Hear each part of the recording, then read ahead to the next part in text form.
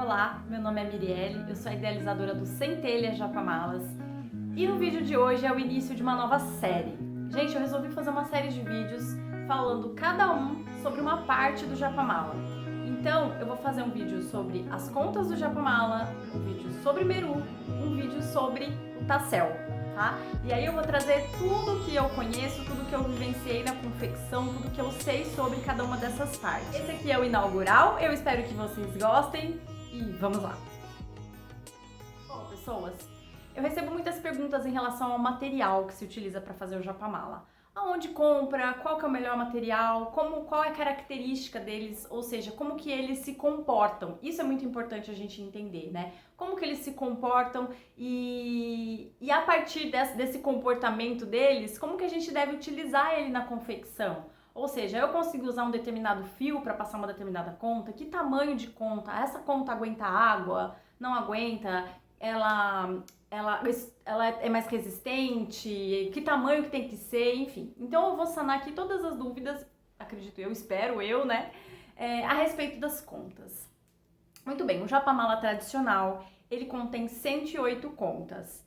Esse número específico, ele tem uma série de simbologias e significados. Depende da cultura a qual você se relaciona, da filosofia a qual o seu Japamala está relacionado.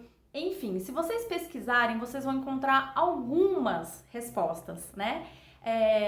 Algumas pessoas falam que esse número 108, ele é um número adequado para que haja uma transformação, uma reprogramação mental. Então, quando você repete o mantra ou a oração 108 vezes todos os dias, você vai ter ali uma absorção melhor daquele conteúdo, ou seja, você vai programar a sua mente de uma maneira mais eficiente, repetindo aquela quantidade. E aí você pode buscar na numerologia, né? Ele é um número sagrado na cultura hindu, inclusive na live que eu fiz com a Flávia, que é minha professora de yoga, tá lá no meu Instagram, @centelhajapamalas, ela explica um pouco em relação a esse número, né? É muito legal. O Japamala tradicional tem 108 contas, mas a gente encontra também as subdivisões de 108, né? Sempre subdividindo. Então, por exemplo, a gente encontra de 54, que é dividindo 108 por 2, e de 27 também, que é o menorzinho, que as pessoas levam na bolsa. Fora isso, se ele não tiver esses números, digamos assim, que ele não é um Japamala, tá? Então, o princípio da quantidade de contas é esse. Para ser um Japamala, tem que ter ou 108, ou 54, ou 27, certo? O material. Qual o material que a gente utiliza para fazer um Japamala? Ou seja, de que material essas contas devem ser feitas? Quem já me segue aqui, já viu alguns vídeos meus, sabe que eu não dito regras, né? Eu não vou falar, olha, não pode fazer de tal material, não faça de tal material. E eu recebo muitas perguntas nesse sentido. Pode fazer de acrílico? Pode fazer de plástico? E assim, se você começar a montar ali o seu Japamala colocando as contas de plástico, a sua mão não vai explodir. Ou seja, pode, né? Nada vai acontecer de extraordinário. No entanto, eu não uso, não gosto e não utilizo nos Japamalas que eu confecciono material sintético. O que é o material sintético, gente? Plástico, acrílico principalmente, tá? Plástico, acrílico e cristais, mesmo que Swarovski, né, que é mais sofisticado, tem um valor mais alto no mercado e tal, eu também não utilizo. Eu utilizo pedras naturais, gemas, né, semente e madeira. São as 3 matérias-primas que eu utilizo para fazer o Japamala. E por quê, gente? Por que eu não utilizo matéria-prima sintética? Primeiro, por causa da energia. Eu acredito que a matéria-prima natural, ou seja, que veio da terra, né, madeira, semente, a pedra, elas têm uma energia, elas têm uma consciência. Tem ali uma consciência, uma vida que estava naquele ser, né, na pedra. A pedra nem deixou de ser um ser, ainda tá ali o ser. A semente também, ela por si só é uma semente, ou seja, ela tem toda a capacidade de virar uma árvore, de dar frutos ali dentro dela. Claro, ela foi perfurada para virar uma continha e tal, mas aquilo ali ainda está ali, né? Ela ainda tem aquela informação de ser semente. A madeira, ela tem a informação da árvore. Toda matéria, ela tem também informação, né? Ela não é só matéria. E a pedra também, ela tem ali a informação de tudo que aconteceu com ela, geograficamente falando, geologicamente falando, todos os processos, todo o tempo que ela passou num lugar tão interno da Terra, né? Ela passou processos às vezes pré-históricos, de formação, de calor, de evaporação, enfim, ela passou por muitos processos, tá tudo ali essa informação, né? Foi uma coisa que a Terra fez. Agora, o plástico, o acrílico, eles são materiais sintéticos, feitos assim, tipo, na indústria. Eu vou dar um exemplo pra vocês do que pra mim significa isso. Uma coisa é você comer uma maçã, tá? Uma maçã orgânica, e outra coisa é você comer um salgadinho industrializado, tá? Então, pra mim é isso, assim, o plástico, o acrílico, ele é o salgadinho industrializado, cheio de condimentos, cheio de química, cheio de aromatizante, de excesso de sal, coisa que você nem sabe o que é, conservante, né? Aquele trash, né? Que às vezes a gente fica com vontade de comer, e, gente, isso aqui não é uma demonização do alimento, tá? A gente é livre pra comer o que a gente quiser, existem escolhas mais saudáveis, e existem escolhas menos saudáveis, o que é importante a gente ter consciência. Não estou demonizando o alimento, tá? Só tô falando assim da característica do alimento. Então imagine uma maçã orgânica. Então tô dando esse adendo aqui pra não dizer, mas tem também o agrotóxico, né? Então imagine uma maçã orgânica e um salgadinho industrializado, de pacotinho. Aquele que você abre assim, vem aquele cheiro, né? Que a gente, quando a gente come muito isso, a gente nem sente mais o gosto da maçã, né? Então quando a gente reeduca o nosso paladar, a gente come uma maçã, come uma banana, come uma alface e fala que sabor, né? Então é mais ou menos isso, gente, pra mim, a questão do material. Então pode, gente, é só o que você tem, você tá começando, quer utilizar a matéria-prima mais em conta, porque você vai começar a vender, você tá querendo fazer dinheiro, gente, tudo bem, entendeu? Só que tem essa questão energética na matéria-prima, tá? E aí eu trouxe alguns exemplos aqui pra mostrar pra vocês em relação a como se comporta a conta. Vou mostrar primeiro o açaí. Temos aqui 2 japamalas de açaí.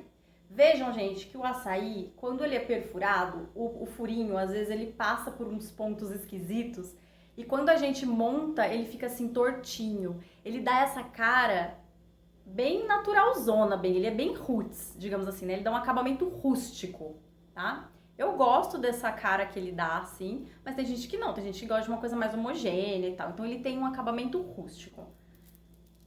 Pra gente usar o açaí, eu gosto de usar o fio encerado. Quanto mais grosso o fio que você colocar no açaí, mais ele vai ficar certinho. Quanto mais fino, mais ele vai sambar aí para um lado ou para o outro e pode ficar mais desigual. Então, para açaí, eu gosto ou do fio encerado ou algodão duplo ou triplo, que eu usei aqui o duplo, tá? Nesse aqui eu usei algodão duplo, o mesmo algodão que eu usei para fazer o tassel, eu usei ele duplo para fazer esse aqui, certo? Madeira. Madeira, gente, eu uso essa madeirinha aqui, tá? Ela também não é a coisa mais homogênea que tem. Tem uma que é mais ainda, que é o sândalo, mas o valor é mais elevado ainda. Um dia eu vou fazer de sândalo. Que é uma bolinha mais precisa, assim, parece até uma conta de pedra, só que ela é bem lisinha e tal. E o que acontece? O furinho, falar do furo do açaí. O furo do açaí, ele é um furo pequeno, vou considerar pequeno. E o furo da madeira, dessa madeira que eu uso, é bem maior. Ó, acho que dá até pra ver na câmera, tá vendo? Então ele também comporta fios mais grossos. Duplo de algodão, fio encerado, tá? E o que acontece com a madeira, gente? A madeira, pelo menos essa aqui que eu uso, tem outro tom aqui pra vocês verem. Essa aqui que eu uso, ó, essa aqui é a mel, tá? Ela vem com muita rebarbinha. Então lá no primeiro vídeo que eu ensino você a fazer seu próprio japamala, eu falo pra vocês que eu uso um procedimento que é, eu pego uma agulha de crochê e vou passando pra tirar essas rebarbas. Fica mais fácil na hora de passar o fio e deixa a matéria mais resistente. Porque uma conta com muita rebarba, ela vai comer o fio muito mais rápido. Então conforme a gente vai fazendo a meditação, vai deteriorando o fio e estoura mais rápido.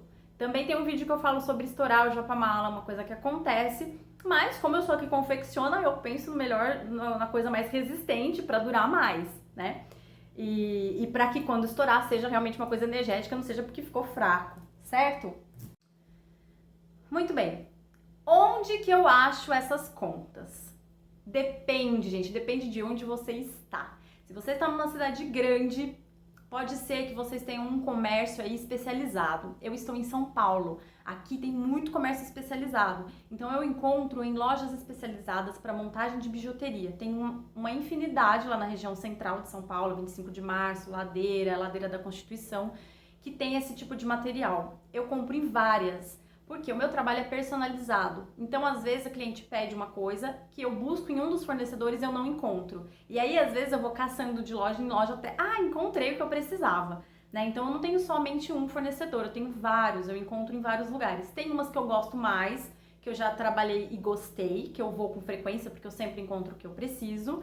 E outras, eu nunca encontro o que eu preciso, então meio que já deixei pra lá, assim. Então, tem algumas que eu vou lá. Eu fiz um IGTV pro meu Instagram também, depois dá uma olhadinha lá, eu dou uma dica, que é a Sete Mares Biju. Gente, Sete Mares Biju, trata de me mandar aí uma caixa de pedra, porque eu falo em todo vídeo de vocês. Tô querendo patrocínio já. Por que eu falo, gente, desse pessoal aí? Porque eles são muito queridos, eles me atenderam muito bem na pandemia, eles trabalharam online, me enviaram um material. Eles têm um atendimento ótimo por WhatsApp, falam o que tem, o que não tem, tira foto, manda. Eles são uns queridos, vocês podem confiar. Então é muito importante a gente ter alguém que a gente confia, assim, pra pedir, pra trabalhar, saber que vão ver as coisas direitinho, que responde, que tá interessado em ajudar mesmo, né? Então eles eu super indico, tá? Tem outras, mas eles eu indico porque é o que eu mais consumo mesmo de lá, tá? Se você não está numa cidade grande, você pode encontrar esse tipo de material em lojas como armarinhos ou lojas de aviamentos também, né? Locais que tem linha, agulha, coisas de costura, algum tipo de tecido, às vezes tem algum material lá, tá? Eu já, por exemplo, na cidade que eu nasci, ela é muito pequenininha, assim, mas lá tinha um armarinho que tinha algumas pedras, tinha saquinhos de semente, né? Em relação à característica do açaí e da madeira. A semente e a pedra, elas vão ser mais sensíveis à água, né? Só a gente imaginar a natureza, gente. Se a gente deixar uma semente dentro da água, ela vai brotar, vai apodrecer, assim como um pedaço de madeira, né? Vai apodrecer, vai encher de musgo e tal. Então, a mesma coisa com o japamala. E a pedra, ela vai ser muito resistente a tudo isso. Assim, se não tivesse o fio, você podia até pôr fogo na pedra. Não faça isso, né? Mas a pedra, ela é muito resistente. Então, por exemplo, pensa na pedra do rio. Ela precisa de quantos 500 milhões de anos com o rio ali passando pra ela ficar arredondada, né? Então, ela é super resistente à água. Já a semente e o açaí, eles são mais sensíveis à água. Eu não ponho o meu japamala na água? Coloco. Principalmente agora na pandemia, se eu saio com o meu japamala, depois eu chego e lavo. Lavo com sabão, tudo. Ele vai ficando opaco, vai ficando desgastadinho, mas eu não me importo, tá? Mas ele desgasta um pouco mais com água, coisa assim. Então, para fazer a limpeza de japamala de madeira e de açaí, eu indico o sal grosso, coloca num prato, coloca o sal grosso, coloca ali em cima do sal grosso, prato de sal grosso. A fumaça de incenso, colocar diretamente na terra. Ou ainda, isso limpeza energética que eu tô falando, né, gente? Terra suja, mas limpeza energética. Que a água também faz a limpeza energética, mas num material como esse pode desgastar. E óleo essencial. Então, super indicado. E isso pra pedra também, tá? Passar um pouquinho de óleo essencial, uma gotinha na mão, esfrega e passa na madeira e no açaí. Fica um cheirinho delicioso, limpo energeticamente e tudo de bom, inclusive dá ali uma tratadinha no material, tá? Vamos para como que encontra o açaí? Você pode encontrar o açaí em pacotinhos pequenos, e agora eu não vou lembrar em gramas quanto que é, mas é tipo um pacotinho assim, vem uma quantidade que dá pra fazer às vezes um japamala e meio até, mas o que acontece? Eu sempre indico, compre 2 pacotinhos se for do pequeno. Por quê? Algumas continhas vêm zoadas. Às vezes tem um açaí desse tamanho que não vai ornar. Você vai ter que falar, meu filho, desculpa, se você entrar aqui não vai ter como. Outros vêm deteriorados, né, gente? Porque é uma matéria-prima natural. Às vezes vem comido de bichinho, né? Então comprem 2 pacotinhos. Ou um pacotão grandão, que eu não lembro também quanto que vem em gramas. Mas ele é maior assim, mais ou menos. Vou falar o tamanho, porque eu não lembro em gramas. Tá? Todas essas contas que eu tô falando pra vocês, tudo 8 milímetros, tá? 6 milímetros eu considero pequeno e 10 eu considero grande. Se você quiser um japamala bem potente, assim, gigantesco, ou se você quiser fazer uma decoração ou deixar no altar, até pode ser de 10 milímetros, mas se você quiser pôr no pescoço ou meditar, que você vai utilizar assim nos dedinhos, acho 10 grande e acho 6 pequeno. Acho 8 milímetros ideal, tanto para continhas. O açaí não tem nem jeito, porque ele já é o que ele é mesmo, não tem como você falar açaí de 8 milímetros ou açaí de 10 milímetros, ele é açaí. A continha de madeira, sim, né? Você pode optar por um tamanho ou outro. Aqui, por exemplo, ó, vejam, é uma conta de madeira de 12 milímetros, se não me engano, para fazer o meru. Então, você pode comprar, por exemplo, um pacote de madeira de 8 milímetros e um pacote de 10, 12 milímetros para fazer aí um montão de japamala, né? Que você já tem o meru e já tem as continhas. Nozinho. Quais contas aceitam nozinho? Gente, lembra que se você for colocar um nozinho entre cada conta, o furinho da conta também é um complicador aí, digamos assim, né? É uma característica que vocês têm que observar. A madeira é mais, tá? Então a madeira é de 3 a 4 fios, ou um fio mais grosso, ou aquela seda que é tipo um rabo de rato, assim, mais grossa, porque é um furo maior a conta. Então, dependendo do fio que você for usar e der o nó, ele vai passar. Que meu, ó, de tanto mexer e tudo mais, já até também passou aqui, ó, tá vendo? O nozinho. Mas aí eu dou uma ajeitadinha e volta, tá? Esse aqui é com o nozinho. É pra usar nozinho? Não é pra usar nozinho? Gente, é como vocês preferirem. Com o nozinho, ele fica com um acabamento diferente, porque fica com um pedaço do fio bem visível. Tá vendo, ó? Um pedaço do fio fica bem visível entre as contas. E se não tiver nozinho, o fio fica bem escondidinho. Pra meditar, quando ele já tem nozinho, você vai passando e vai sentindo o nozinho. Quando ele não tem nozinho, você vai passando e ele vai andando a continha. Então, ó, você sente que ela passou quando ela anda. Tá vendo? Vai puxando e ela vai passando. Eu gosto muito disso porque pra mim facilita a meditação. Acho que é isso, gente. Ficam aí questões diversas em relação às contas de japamala. Se vocês tiverem dúvidas a mais, deixem nos comentários, tá? Ou se vocês gostaram também, coloca lá que gostou, comenta, tá? Compartilha se você acha que vai ser útil para mais alguém. Se inscreve no canal, porque vai ter mais vídeo, vai ter sobre Meru, vai ter sobre Tassel, sobre espiritualidade, e eu vou continuar colocando muito conteúdo aqui. Também estou lá no Instagram, @centelhasjapamalas. Curta se você achou bacana, isso ajuda muito o canal. Por quê, gente? Porque o YouTube entende isso. O YouTube, ele é tipo um robô cego. Ele só entende, tipo, ai, curtiu, ai, comentou, ai, não sei o quê. Então ele fala, ai, estão curtindo, estão comentando, isso aqui é legal, vamos mostrar pra mais gente. E a centelha ganha o mundo. Assim como vocês também, porque o sucesso de uma é o sucesso de todas, certo? Um beijo gigante pra vocês, muito obrigada por seguir o canal. Até a próxima. Tchau, tchau.